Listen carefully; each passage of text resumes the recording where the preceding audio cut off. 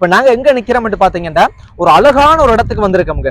இந்த இடம் வந்து அவ்வளவு ஒரு அழகான ஒரு இடம் உண்டு.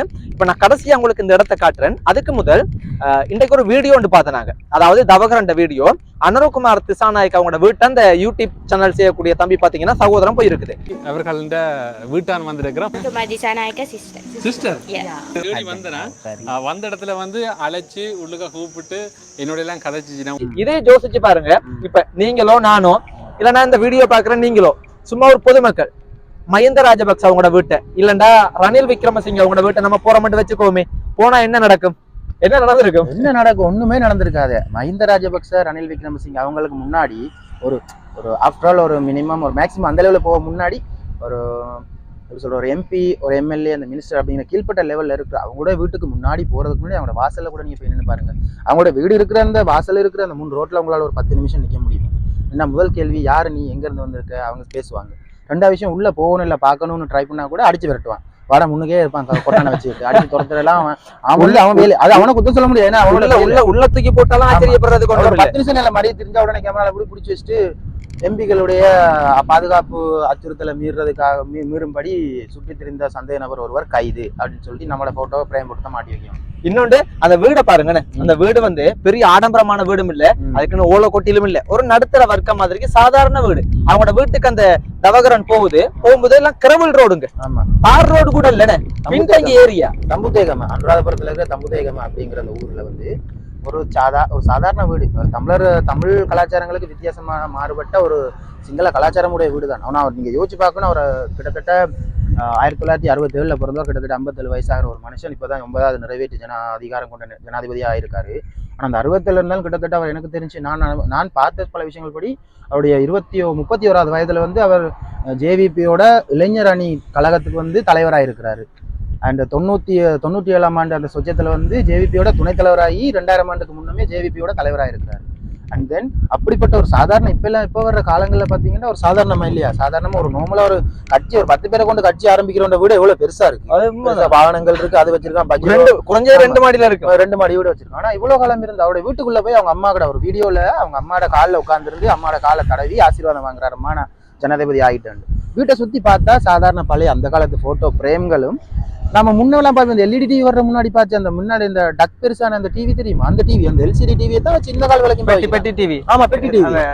என்னது சரியான அந்த பழைய மாடல் டிவி பெட்டி டிவியை வச்சுதான் அவர் இந்த காலம் வரைக்கும் நம்ம வீட்டுல அந்த பெட்டி டிவி தான் ஓடுது. அது நீங்க யோசிக்கணும். அப்ப அவர் வந்து எந்த லெவலுக்கு அதோட ஃபேமிலியை வச்சிருக்காரு.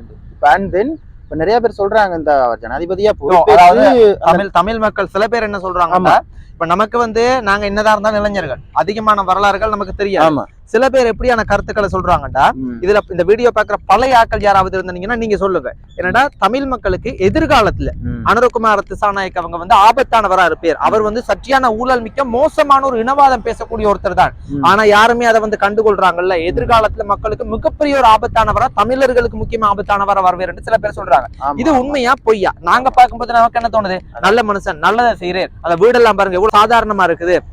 இதேதான் சொன்னாங்களே 2016 மைத்ரிபால சிறிசேனா வந்தப்ப இதேதான் சொன்னாங்களே.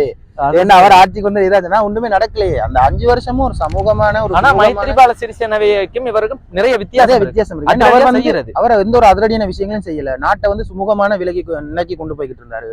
செஞ்ச ஒரே விஷயம் என்னன்னா, மஹிந்த ராஜபக்ச காலத்துல 3000 ஆன கேஸ வந்து 1500 ரூபாய்க்கு கொடுத்தது மட்டும்தான் அவர் செஞ்ச ஒரு உருப்படியான விஷயம். ஆனா அந்த நேரம் வந்து அவர் செஞ்ச 4 நாளுக்கு சில போட்ட சில சட்டங்களை பார்த்து நாங்களும் அப்படி இப்படின்னு பெருசாலாம் பெருமை பேசினது உண்டுதான். இந்த மாதிரி தான் இவர் வந்து ஆட்சிக்கு வந்து மினிமம் ஒரு 5 நாள் இருக்குன்னு நினைக்கிறேன். 5 நாள் வந்து பல சட்டங்களை கொண்டு வந்திருக்காரு. பலர் பேருடைய எம்பிக்களோட வாகனங்களை வந்து பறிமுதல் பண்ணியிருக்காரு, அதை செஞ்சிருக்காரு, இதை செஞ்சிருக்காரு. 30 சில முக்கியமான சில நாட்டுடைய சொத்துக்களை சூறையாடின பல முக்கியமான சில பேரோட பேர்கள் எழுதி கொடுத்து அவங்க வந்து வெளிநாட்டு இந்த நாட்டை விட்டு விமான நிலையத்தை தாண்டி வெளியே போகக்கூடாது நாட்டுல தடை பண்ணி வச்சிருக்காரு. ஓகே, ஆனா இந்த நிலை தொடருமா? அதுதான் பெரிய கேள்வி இல்லையா? என்ன சொல்லுவாங்க, எப்படி சொல்றது, எல்லாமே கொஞ்ச நாளுக்கு தான் சொல்ற மாதிரி இது வந்து ஒரு மாசத்தோட புது தும்பு கட்ட கஷ்டம். ஆமா, அதுதான் போக தெரிஞ்சு வேறிச்சுன்னா ரொம்ப கஷ்டம். இந்த நிலை இந்த அதிரடியான சட்டங்கள் தொடருமா? அதோட முதல் தர ஜனாதிபதியா இருக்கிறவரு இவ்வளவு காலமும் அரசியல் இருந்து ஜனாதிபதிக்கு தேர்தலுக்கு போட்டியிடாதவர். இந்த விலைவாசி கூடின நேரத்துல கூட நாட்டை வந்து கைப்பற்றி கொள்ளுங்க, பொறுப்படுங்கன்னு சொல்லி கோட்டாபே ராஜபக்ச வந்து நாட்டை ஒப்படைக்கிற நேரம் வந்து ரணிலை தவிர வேற யாருமே வந்து நாட்டை வாங்குறதுக்கு முன் வரல. ரணில் தான் வந்து அதை குறைச்சி இதை குறைச்சி நாட்டை ஒரு அவர் அதை குறைச்சான்னு சொல்ல முடியாது. அவருடைய ஆட்சி காலத்துல நாங்க இலங்கைக்கு ஏற்ற மாதிரி வாழ பழகிட்டோம். அவர் இருக்கும்போது முன்னாடியும் அதே 4345 ரூபா பெட்ரோல் தான், அவர் வந்தப்போ அதே 345 ரூபா பெட்ரோல் தான். அவர் நாட்டை காப்பாற்றமே இல்லை, ஒன்றும் செய்யல.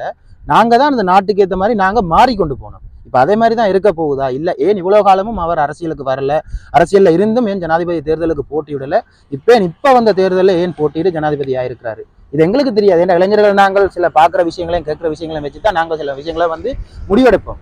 ஆனா உங்களுக்கு தான் தெரியும், பழையாக்கள் உங்களுக்கு தான் தெரியும். அவரை பலகாலம் அரசியலை பார்த்த நீங்க, பல அமைச்சர்களை பல ஜனாதிபதிகளை கண்ட நீங்க, உங்களுக்கு தான் தெரியும் உண்மையிலேயே இவர் எப்படிப்பட்டவர்ன்றது.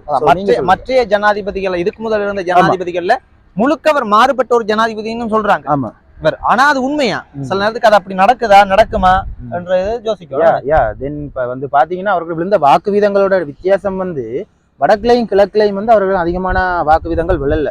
என்ன பாத்தீங்கன்னா அவர் வடக்குல எல்லாம் சஜித், அரியநேந்திரன், அவருக்கு பிறகு மூன்றாதான் இவருக்கு அதிகப்படியான வாக்குகள் விழுந்தது. இவர் பிரச்சாரம் செய்தது முக்கியமா கல்லூரி மாணவர்களையும் ரொம்ப படிச்சவங்களையும் தான் இவர் முக்கியமா அவருடைய மைண்ட்ல போக்கஸ் பண்ணி இவர் ஜனாதிபதி ஆயிருக்கிறார். ஸோ இவருடைய டார்கெட் படிச்ச இளைஞர் சமுதாயத்தை தான் குறி வச்சுதான் இருந்தது. ஸோ அந்த மாதிரி ஜனாதிபதி ஆயிருக்கிறாரு. ஸோ இளைஞர்கள் நாங்க இளரத்தம் தெரியும் தானே, இளரத்தம் நீங்களும் இப்ப யாரா ஒருத்தர் நான் அதை செய்வேன் இதை செய்வேன் நான் புரட்சிகரமா பேசினா நீங்களும் எனக்கு ஓட் போட தான் செய்வீங்க. நீங்களும் ஒரு புரட்சிகரமா பேசினா நானும் உங்களுக்கு ஓட் போட தான் பார்ப்பேன். நாங்க இளரத்தம் நாங்க துடிப்பா 4 பேர் பேசும்போது அதுக்கு நாங்க ஓம்பட தான் செய்வோம். ஆனா பழையவங்களுக்கு தானே தெரியும், இவ்வளவு காலம் வாழ்ந்து நீங்க இப்போ நாங்கள் 25-28 வயசுல 25-30 வருஷம் இருந்த எங்களுக்கு தெரியதை விட 50 வயசுல இருக்க உங்களுக்கு தான் தானே எல்லாமே தெரியும். ஸோ அதுதான் ஸோ நீங்க தான் சொல்லணும், சத்தியமா நீங்க தான் சொல்லணும் அனுரா எப்படிப்பட்டவர், உண்மையிலேயே அவர் கொடுத்த வாக்குறுதிகளை நிறைவேற்றுவாரா? ஆனா சொன்ன விஷயங்களை செய்யறேன். இன்னைக்கு பார்த்தனா அந்த கடல் தொழில் செய்யறவங்களுக்கு மானியம், எரிபொருள் மானியம் வழங்கி இருக்கிறேன். அதே மாதிரி விவசாயம் செய்யறவங்களுக்கு பசல 10,000 ரூபாய் கூட்டி இருக்கிறேன், அதிகரிச்சிருக்கிறேன். செய்யற சில விஷயங்களை பார்க்கும்போது இந்த புதிய விசா நடைமுறையை மாற்றி பழைய விசா நடைமுறையை கொண்டு வந்திருக்கிறாரு. அவர் சில விஷயங்களை செய்யறாரு, ஓகே. ஆனா இது தொடருமா? இல்ல எல்லாமே கொஞ்ச நாளுக்கு தானே. அந்த அண்ணா சொன்ன மாதிரி பழைய வாங்கின தும்பு கட்ட 10 நாள் தான் ஒழுங்கா கூட்டு 11 நாள் சலிச்சு போயிருன்ற மாதிரி இவருடைய ஆட்சி சுவாரஸ்யமா ஸ்ரீலங்காவை இன்னொரு மாற்றத்துக்கு அடுத்த ஒரு கட்டத்துக்கு எடுத்துக்கொண்டு போகுமா, இல்ல பழைய குருடி கதவை திரடி அப்படிங்கிற மாதிரி திருப்பம் வங்குரோத்து லெவலுக்கு போகும் அப்படிங்கறத பொறுத்திருந்துதான் பார்க்கணும். பழையாக்கள், அரசியல் தெரிஞ்ச பழையாக்கள் இந்த வீடியோவை பார்த்துட்டு உங்களோட கருத்துக்களை சொல்லுங்க. இன்னொன்று இந்த இடத்த பாருங்க, இந்த இடம் எவ்வளவு அழகா இருக்குன்னு பாருங்க. இதுல பாத்தீங்கன்னா பின்னேரத்துல இந்த இது என்ன ஏரி தானே, கடலோட கலப்பு தானே, கடலோட சேர்ந்த ஒரு கலப்பு. இது குளம் இல்ல, கலப்பு. இது ஒரு அழகான ஒரு இடம் உண்டு, நம்ம செம்மையான ஒரு இடம் உண்டு. இன்னொரு விஷயம் என்னன்னு பாத்தீங்கன்னா இல்ல பின்னேரத்துல மீன் பிடிக்கிறதுக்கு வருமானம் என்னை காணல. இன்னொன்னு இந்த இடத்துல யாருன்னா வெள்ளக்காராக்கள், இப்ப வெள்ளக்கார சீசன் முடியுதுன்னு இதுல வெள்ளக்காராக்கள் சிகரெட் எல்லாம் பத்தி பியர் எல்லாம் அடிச்சு ஒரு 10 நிமிஷம் ஒரு 1/2 மணி நேரம் உட்கார்ந்து இருந்து கழிச்சிட்டு போவாங்க. இப்ப நம்ம ஊர்ல உள்ள மக்களுக்கு இது அருமை தெரிய மாட்டேங்குது. பின்னேரத்துல என்ன செய்யலாம், இதுல கொஞ்சம் சாப்பிட்டுட்டு சந்தோஷமா குடும்பத்தோட அப்படி எல்லாம் இருந்துட்டு போகலாம். அதே மாதிரி இந்த மாநகர சபை அந்த இதெல்லாம் செய்வாங்க. யாரு என்ன பேர் என்ன சொல்றேன், பிரதேச சபை ஐடியா இல்லாத இருக்கானுங்களே.